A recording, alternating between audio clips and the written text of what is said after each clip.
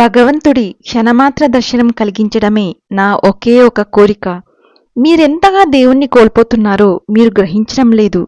మీరెన్నడూ ఆయన్ని గురించి తెలుసుకోలేదు కాబట్టి. ఒక్కసారి మీరు ఆయనతో సంపర్కం ఏర్పరచుకుంటే ప్రపంచంలోని ఏ శక్తి ఆయన్నుంచి మిమ్మల్ని మళ్లించజాలదు.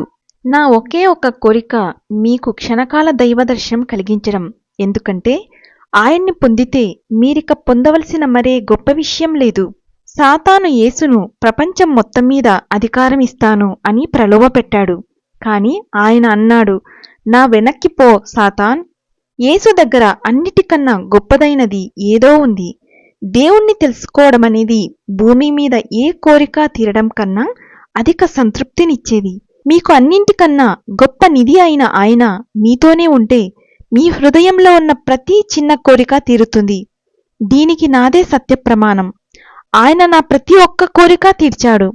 నేనిప్పుడు వేటిని కోరను, అవే నన్ను వెతుక్కుంటూ వస్తాయి. దేవుడు తనను తాను మీకు ఇచ్చుకున్నప్పుడు ఆయన మీ అతి చిన్న కోరికను సైతం తీరుస్తాడు. మీరు అడగాల్సిన అవసరం లేదు. మీరు పొందదగ్గ స్థితి అది. కాని మొదట మీరు ఆయన ఇచ్చే బహుమతుల కన్నా దేవుణ్ణే ఎక్కువగా కోరుతున్నారని ఆయనకు నిరూపించాలి. భగవంతుడు నాకిచ్చిన అపార సంపదను నేను నా కోసం ఏమీ ఉంచుకోలేదు. నేనెప్పుడు స్వతంత్రుణ్ణి. ఏమంటే ఏదీ నాది కాదు.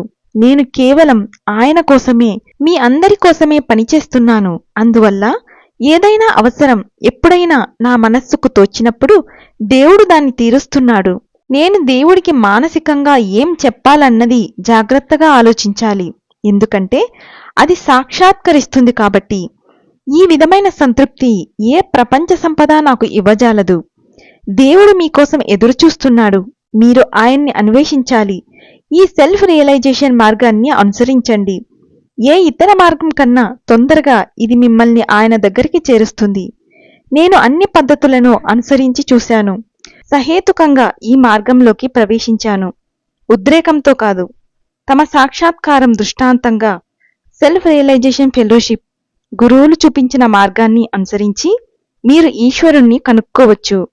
మీరు కనుక కష్టపడితే, ఒక గొప్ప శాస్త్రవేత్త నుంచి నేర్చుకుంటే మీరు కూడా గొప్ప శాస్త్రవేత్తగా ఎలా కావచ్చునో అలానే మీరు ఆధ్యాత్మికంగా ఉన్నతి పొందిన వారందరిలో సర్వోన్నతులు కావచ్చు. బొగ్గు సూర్యకాంతిని అందుకొని ప్రతిఫలింపచేయలేదు, కాని వజ్రం అలా చేస్తుంది. సందేహాలు, వ్యతిరేక ఆలోచనలు, ఆధ్యాత్మికమైన సోమరితనం ఉన్న బొగ్గులాంటి మనస్తత్వాలు దేవుణ్ణి అందుకోలేవు.